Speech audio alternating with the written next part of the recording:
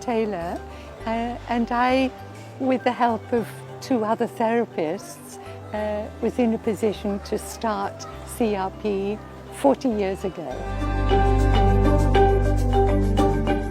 আমি voluntary service overseas, VSO বলে, এটা আমাদের সরকারের volunteer program. আমি apply করছি.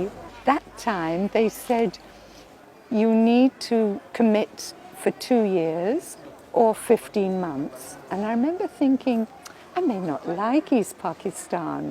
Why would I say 2 years when I could go just for 15 months? So I opted on the safe side, came for 15 months, and now 50 years later, because it's 40 years of CRP and 10 years in the making, 1969 that I came, 50 years later I realized I was not very good at planning.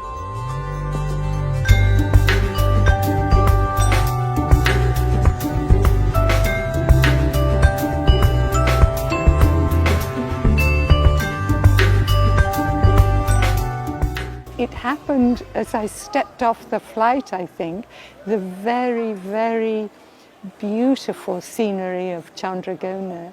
I remember a very beautiful scene. One day there was a thick mist and I couldn't see a thing on the river. And then suddenly this sampan with the man standing at the rear pushing his oars away from him came into view, and it looked as if he was just floating about 2 feet above the water because the mist had just cleared and you could just see him coming along. And that image still stays very, very clearly in my mind. As a young girl, I had lived in a village near the National Spinal Injuries Centre in the UK. I saw people playing sports in the sports centre of this spinal injury centre. You would see people in their wheelchairs around the shops. In Chandragona, I found no wheelchairs. There was no vocational training. There was no occupational therapy.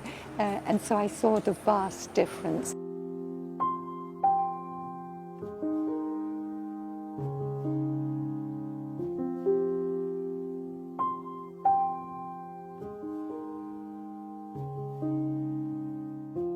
"40 years ago exactly, we started with 3 or 4 patients in these converted go-down.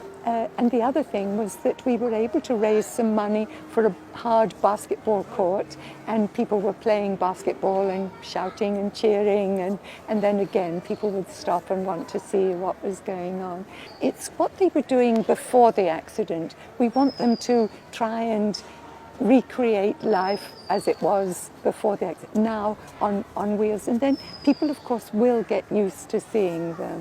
So that's, I think, one of the very key things that changes everybody's attitude.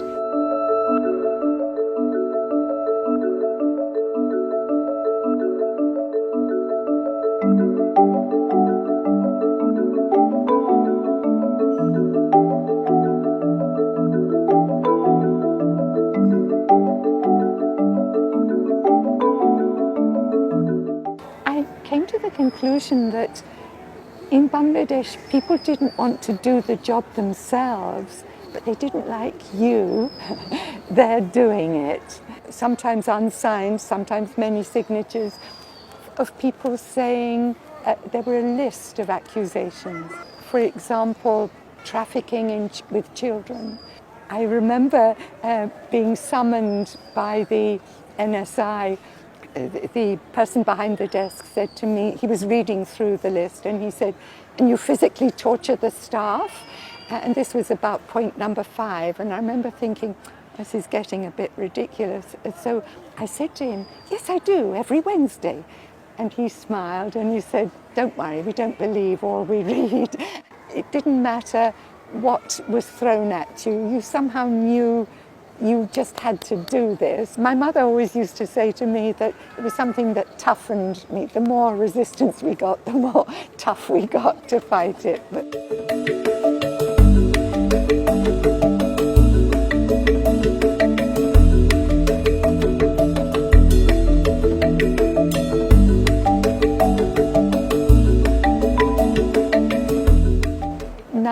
have 100 beds for spinal injuries, that there are these 100 people with a chance of the best life that they can find, perhaps, in Bangladesh. And I'm glad because we can, after our treatment inside the centre, we can encourage them to do a number of vocational trainings which they can choose. It's a 50-50 split, isn't it, of us offering and them coming forward, accepting it and making it happen. I'm sure many feel it's the end of their lives, but I think if very early on they can come and watch at our basketball court the game of basketball in wheelchairs being played, they become so skilled, the way they can turn, the way they can stop immediately if the ball is just going outside the lines, and that gives them the feeling they can do it too.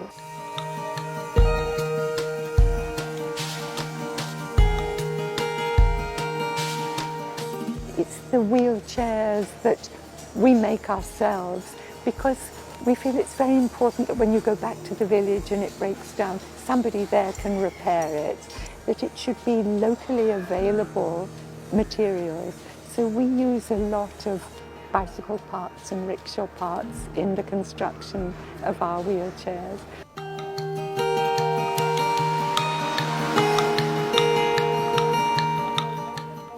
We call it riding therapy, and there are various ways that it helps children with, particularly with cerebral palsy, for head control, for trunk balance. Every time the pony walks, they have to adjust their balance. That's particular about cerebral palsy is that you have very tight muscles on the inside of the knees. So the knees are held tightly together. If you sit astride a pony, you're relaxing these very tight muscles so that you can stand much straighter and more freely when you come down from the pony.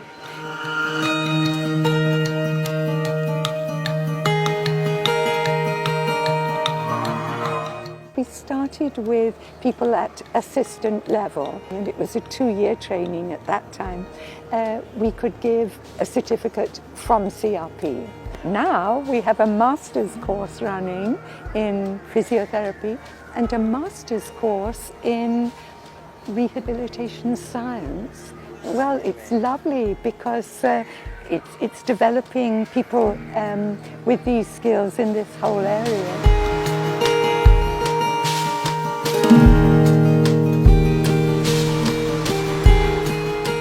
I think from the very start, we knew we must go far and wide.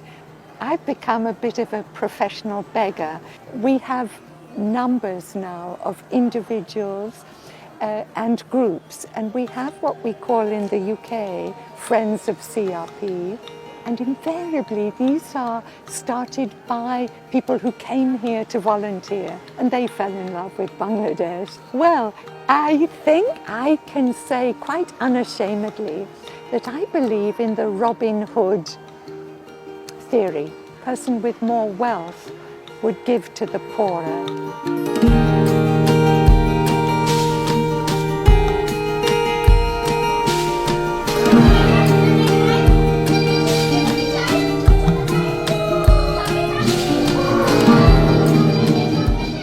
আমার মনে হয় আমার স্বপ্ন এইটা. We can pass that message on that it's not just the physiotherapy or the beautiful surgery or the nursing care, but it's what people we are. Are we sensitive? Do we respect all our patients? Are we searching for excellence, or are we quite happy with how we are? No, we should always be wanting to improve those values that hopefully somebody could say that it will make this place different to anything else. I'm a monohoi 40 years. This is just the perfect time for me to withdraw and everybody who says, I am CRP, that they will keep that spirit alive.